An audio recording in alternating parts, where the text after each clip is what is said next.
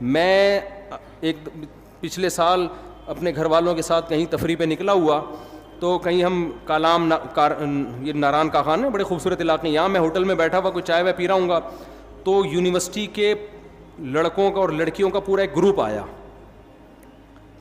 آیا, پنجاب سے کوئی یونیورسٹی سے نا لڑکے لڑکیاں, وہ کہیں گھومنے پھرنے نکلے ہوں گے. پہلے ہمیں یہ لگتا تھا جتنے بھی لڑکے آ رہے ہیں اپنی بیویوں کے ساتھ, پہلے ہی ہوتا تھا, نئی شادی ہوئی ہے دلہن کو لے کے نکلے ہوئے ہیں. تو میں نے کہا کہ یار اتنے لوگوں کی اتفاق سے نئی شادی ہو گئی, سب اپنی دلہنوں کو لے کے نکلے ہوئے ہیں. مثال کے طور پر 30 لڑکے 30 لڑکیاں ہوں گی, پتہ چلا کم وقتوں میں ایک بھی میرڈ نہیں ہے, اور بڑے بے تکلف. اتنے میں اب بے تکلفی کی انتہا کہاں تک ہو گئی. میرے پاس ایک نوجوان آیا کہ میری گرل فرینڈ نے کہا ہے کہ مفتی صاحب کے ساتھ اپنی ایک سیلفی لے کر آؤ. ان کی گرل فرینڈ کہیں میرا بیان سنتی ہو کہ مفتی صاحب کے ساتھ اپنی ایک یادگار سیلفی لے کر آؤ.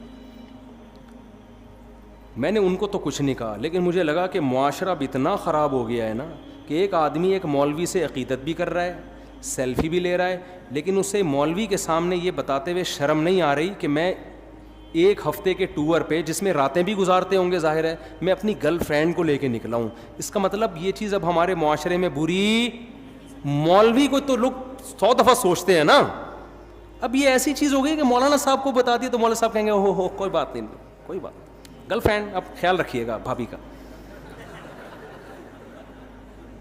اچھا, اس نے مجھ سے دوسری بات یہ کی کہ میری گرل فرینڈ نے کہا ہے کہ مفتی صاحب سے کہو کہ کوئی نصیحت کر دیں.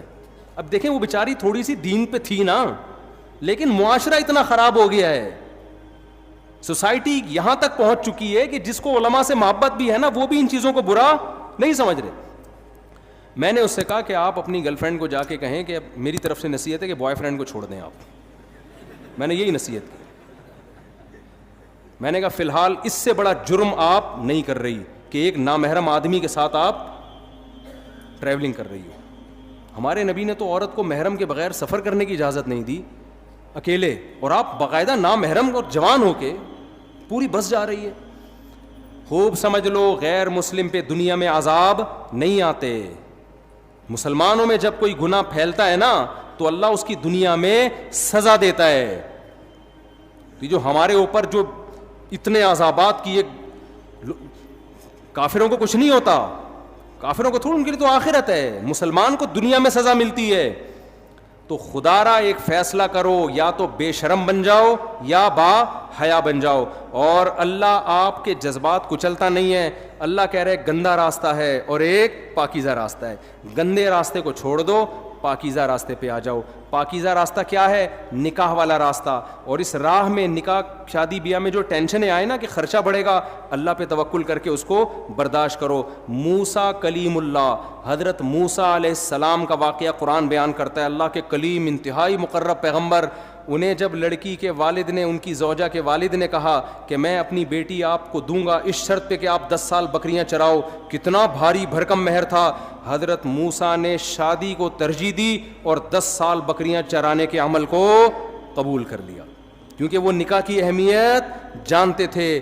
پیغمبروں نے نکاح کرنے کے لیے بڑی پریشانیاں اٹھائی ہیں, اور آج رشتہ مل رہا ہوتا ہے, لڑکا نکاح کرنے کے لیے تیار نہیں ہوتا کہ میں پہلے اپنے پاؤں پہ کھڑا ہو جاؤں, میں اسٹیبل ہو جاؤں.